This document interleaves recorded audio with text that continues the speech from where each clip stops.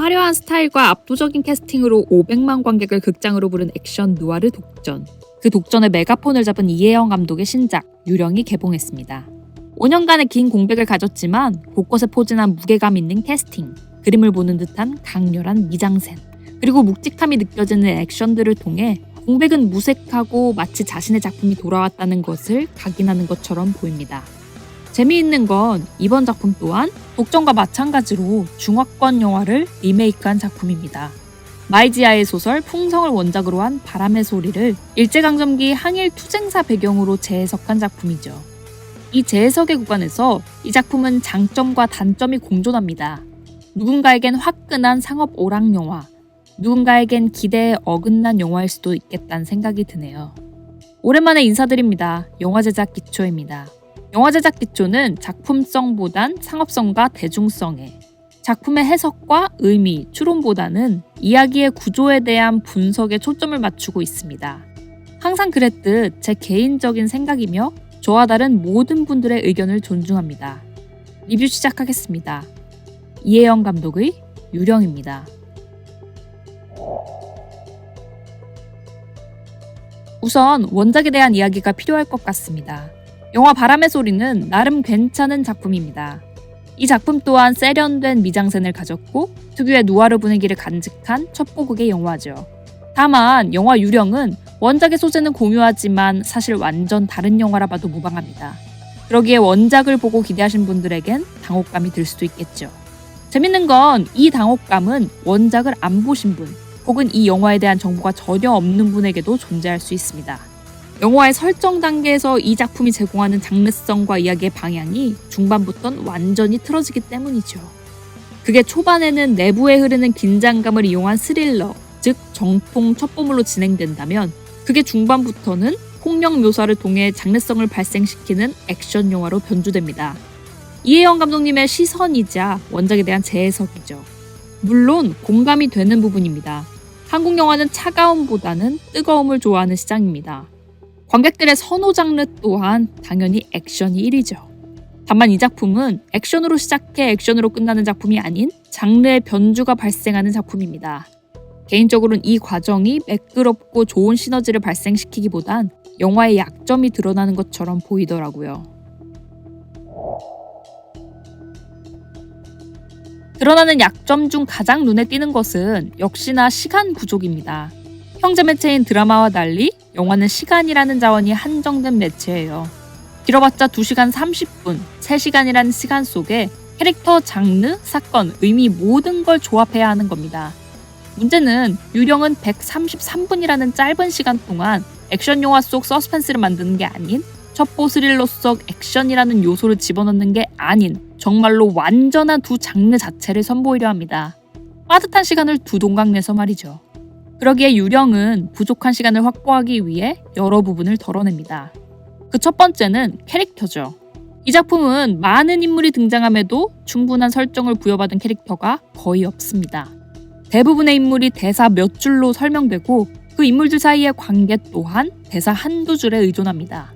이 친구는 어느 소속이야, 저 친구는 이 친구를 좋아해 와 같이 단순한 정보로 존재하죠.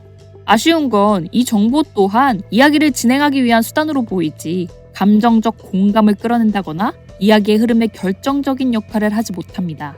대표적으로 백호와 천계장이 있죠. 박차경에 대한 백호의 고백은 관객들로 하여금 애절함을 불러일으키지 못합니다. 당연하죠. 그 관계가 대사 한 줄, 앞선 상황 하나로만 존재하기 때문입니다. 그렇다면 이 관계 세팅이 왜 되어 있냐? 그 이유는 쉽습니다. 다카라의 신문으로부터 박차경의 이름이 한 번에 나오지 못하기 위한 수단이기 때문이죠. 천계장 또한 마찬가지입니다. 소심한 암호해독 전문가이지만 이 설정이 스릴러극 특유 긴장감 혹은 피로도를 이완시키는 수단으로 쓰이지 그 이상의 역할은 하지 못해요. 그러다 보니 이 천계장의 퇴장은 더욱더 허무하게 느껴집니다. 제법 공들인 캐릭터인 것처럼 보이는데 말이죠. 물론 캐릭터의 정보가 부족하거나 부구적인 캐릭터가 존재할 수는 있습니다.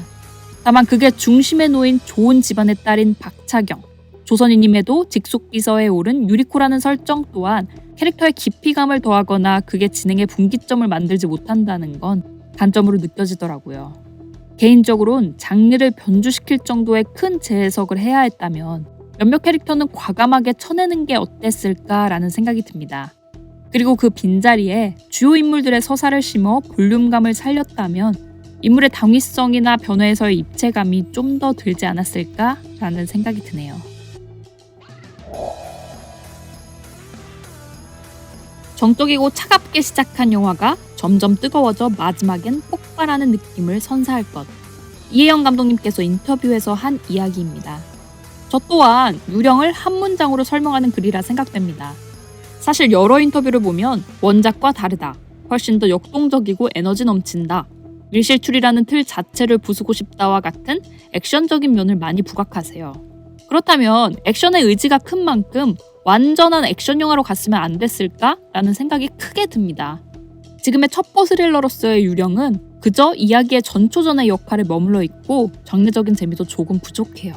물론 순간순간의 서스펜스는 분명 존재하고 잘 구현되어 있습니다.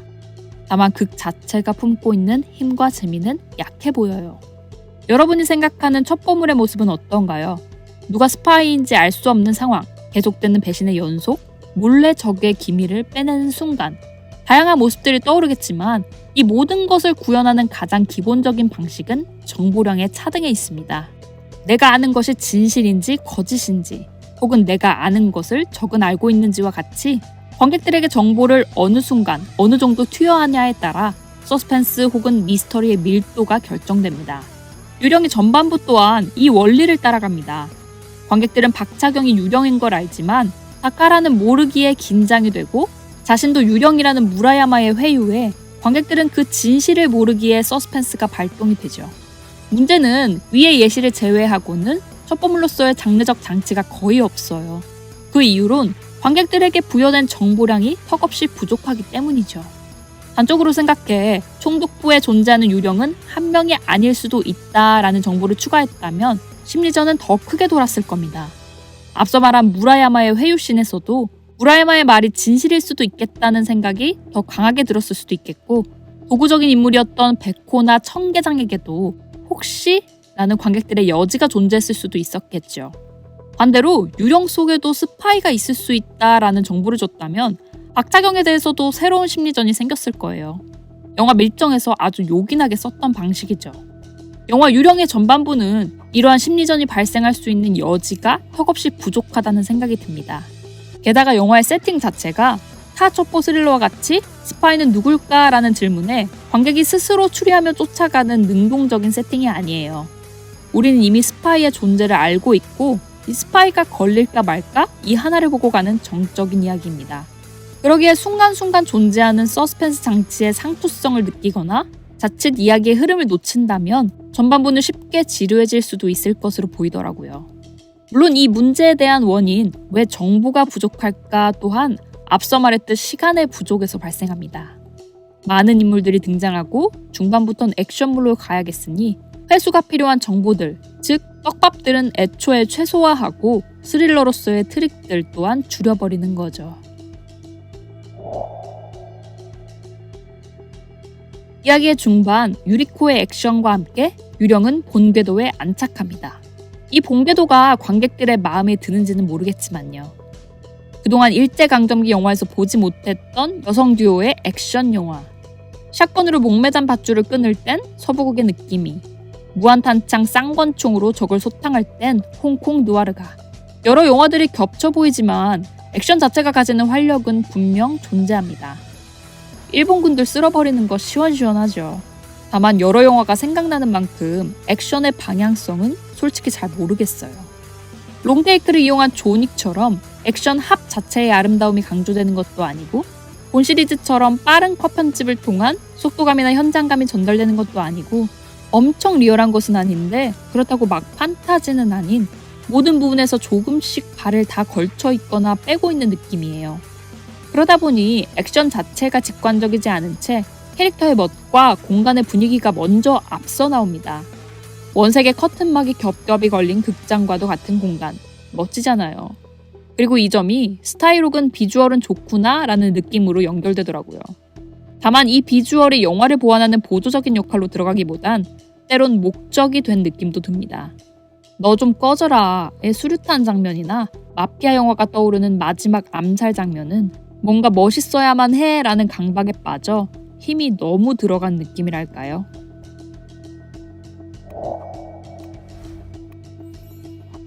개인적인 기대감에 여러 아쉬움을 말했지만 명확한 장점은 분명 있는 영화입니다.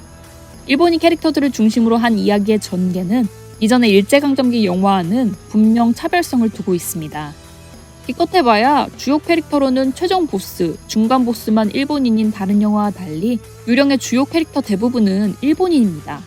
그러다 보니 다수의 일본 캐릭터 속에 발생하는 압박감이 상당합니다. 그리고 그 압박감을 주는 캐릭터를 설경구, 박혜수 배우님이 연기했으니 더 이상 말할 필요도 없겠죠. 또 연출면에서도 좋은 지점이 있습니다. 스릴러 구간에선 프레임인 프레임을 지속적이며 다채롭게 구사합니다. 화면이라는 틀 속에 또 하나의 인위적인 틀을 만들어 인물을 가두는 것이죠.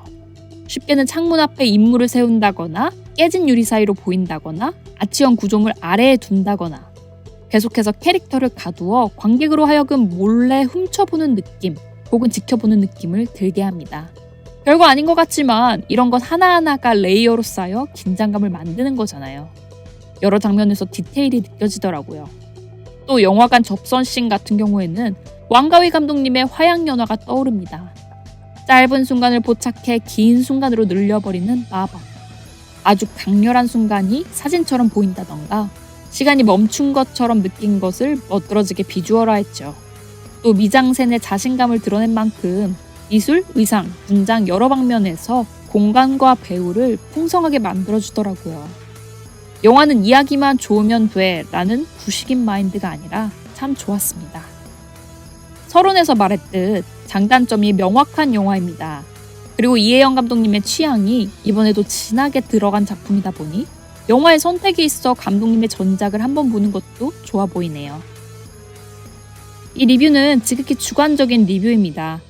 끝으로 이 영상이 좋다고 생각되시면 구독과 좋아요를 부탁드립니다. 댓글을 남겨주시면 여러분의 생각을 통해 더 좋은 리뷰를 만들 수 있을 거라 생각합니다. 감사합니다.